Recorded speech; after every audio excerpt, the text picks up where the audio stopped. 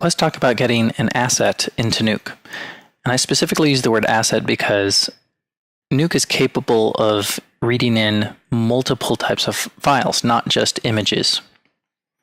It may be movie files, image sequences, 3D models, all sorts of formats. We're primarily going to be focusing on image formats for this first chapter. And the universal way to read in an image format or sequence is using a read node. Now, we haven't talked about nodes too much yet, so it's a good point to discuss. I'm going to use a standard node as a diagram. I'm going to use the grade node. I'll talk about how to create these and use these in a moment, but first I just want you to see what a node looks like in the node graph. A node will generally be a rectangular shape with a name,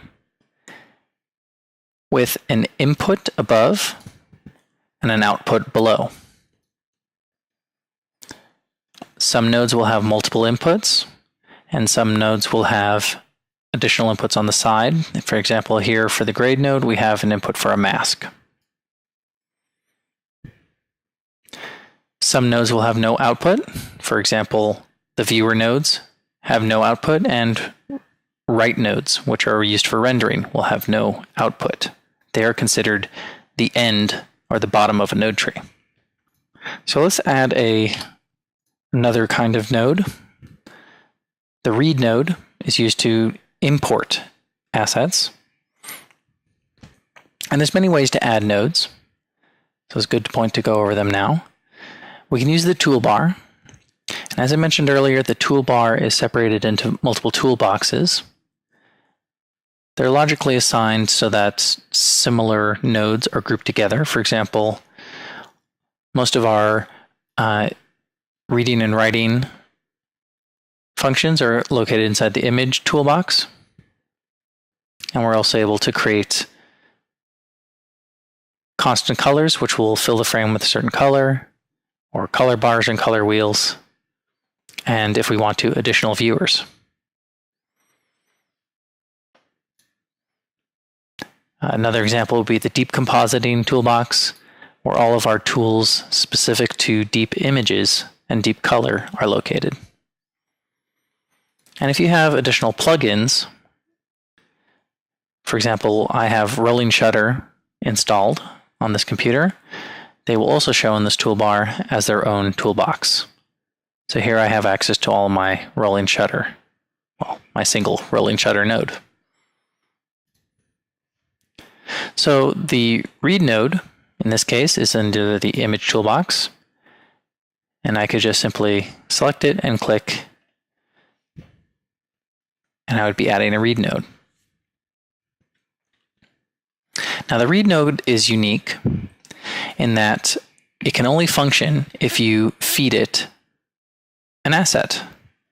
So the very first thing you will be asked to do when adding a read node is you'll be asked to select a file in the file browser.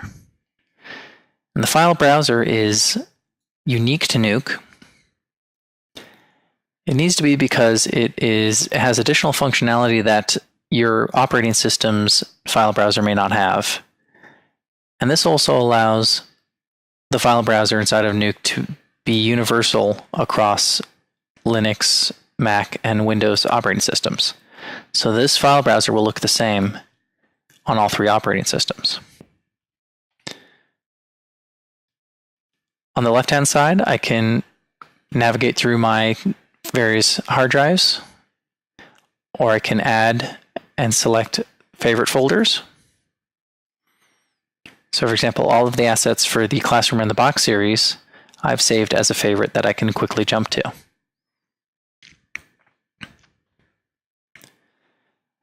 In the middle, I have the navigation. By single-clicking on a folder, which is shown in bold, I'll be able to jump into that folder until I find an asset that I'm interested in importing or viewing. And here it won't be bold, which indicates that file, and also have an extension.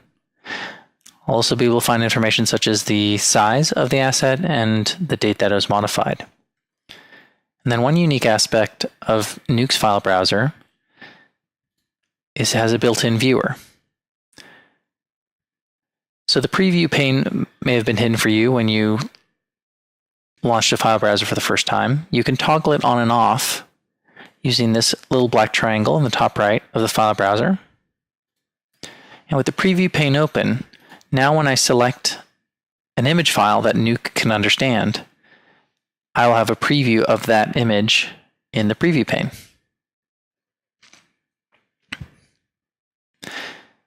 In the top left, I have my navigation buttons.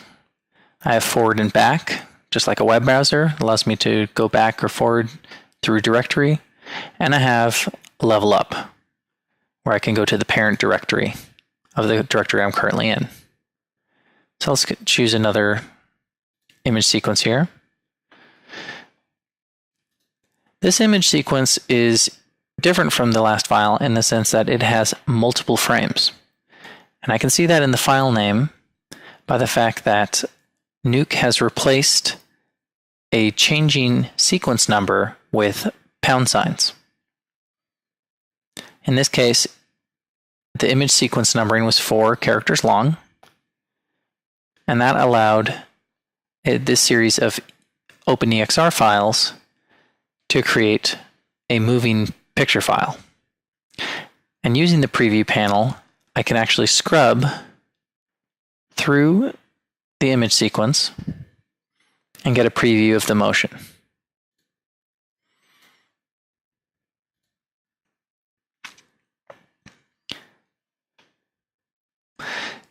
Down below, I see the exact file path of where I'm currently located.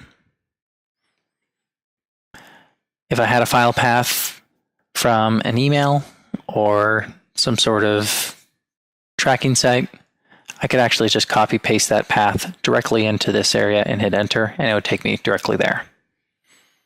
Finally, at the very bottom of the file browser, I have options about how the images or the assets appear.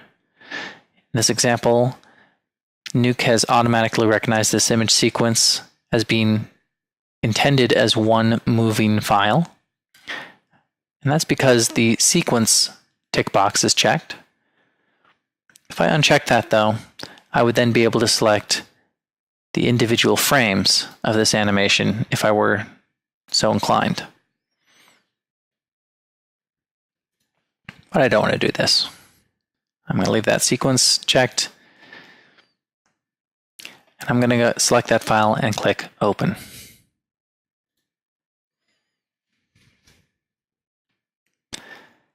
As you can see in the node graph, a new node has been created. This is slightly different. It's a larger node, and that is to encompass a thumbnail of the image sequence that I just read in. You can see my node name is read1. It's a read node.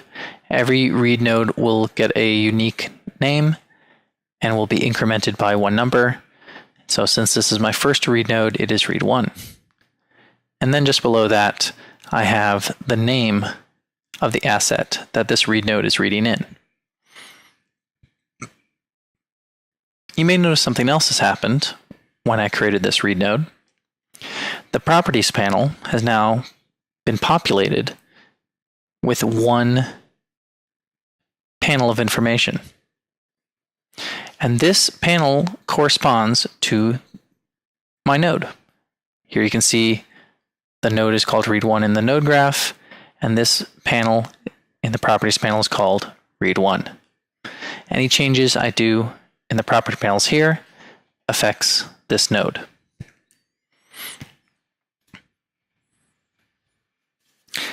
I'm going to read in 2 additional image sequences and assets.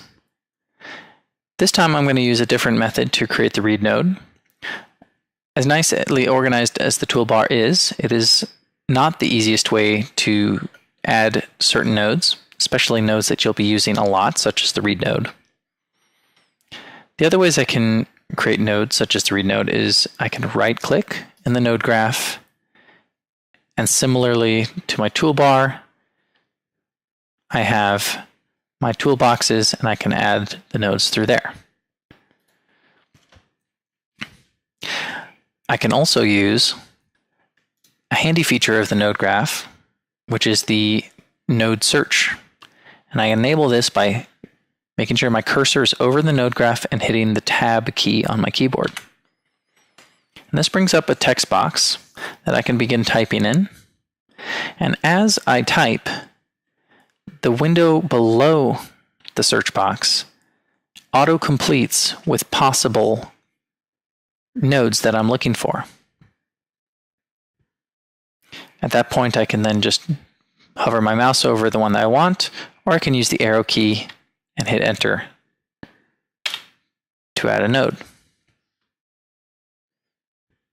I'm going to cancel though, because the easiest way to add a node such as the read node is a hotkey. And certain special nodes that are used for much of your compositing in Nuke will receive their own hotkeys. In this case, the read node's hotkey is the R key. So once again, with my mouse over the node graph area, I will hit the R key, and that once again instantly creates a read node that launches my file browser. So I'm going to read in two additional sequences. I'm going to go up a directory level, and I'm going to load my background. In this case, the background is a single frame Photoshop file, a PSD file. And I could hit open, and that would create a read node, but I actually need one more file, so I'm just going to click next first. And what that has done is committed this PSD read file as a node creation. And now, if I select an additional file, it'll create an additional read file. So I'm going to import our shadow pass, and this time I'll say open. So you can see instead of creating just a single read node, because I used next in the file browser, I now have all my images read in. My robot as read 1, my shadow pass as read 2, and my background as read 3. And once again, my properties panel has populated with all of those nodes. Now that I have my read nodes in place, I want to be able to view them. I was able to see some of the images in the preview panel in the file browser, but obviously I'm prepared to do some compositing here. I really want to be able to see them in my viewer. So I have a viewer node in my node graph, and this is where the node-based compositing begins to make sense. In order for me to view this image read in the read 1 node, all I have to do is connect a pipe between the viewer and the read node. I can do that by grabbing the pipe that comes out of viewer 1, dragging it on top of the read node, and letting go. Now I have a pipe that goes from read 1 to viewer 1, and up above in my view pane, which is labeled viewer 1, I can now see the image. If at any time I want to, I can disconnect that and grab and connect it to a different read node. I can also grab the output of any node and drag it onto the viewer. All of these operations simply create a flow of image information through the pipe to the next node. Connecting a read node to a viewer is one of the simplest node trees you can create. But there's actually even a faster way to do this. As long as you have a viewer node somewhere in your node graph, you can simply select any other node in the node graph and use a hotkey to connect it to the viewer. Each viewer node is capable of receiving up to 10 different inputs. which correspond to 10 hotkeys on your keyboard. In this case, it would be the numbers across the top of your keyboard, 1 through 9 and 0. So by clicking on a read node and hitting one of those hotkeys, I can instantly connect that node to the viewer. So I'm going to select read 1, and I'm going to hit the 1 key on my keyboard, and that instantly creates a pipe between the read node and the viewer. I'll select read 2 and hit the 1 key, and that replaces that pipe. I'll select read 3 and hit 1, and once again, I have a connection there. So this is a great way to quickly view a certain node that you have selected.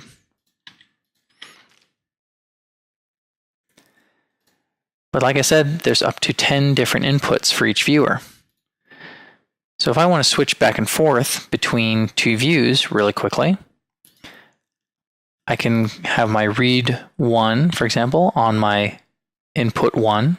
I can have my read 2 on another input. In this case, I'll hit the 2 key on the keyboard. And now a second pipe has appeared instead of replacing the first.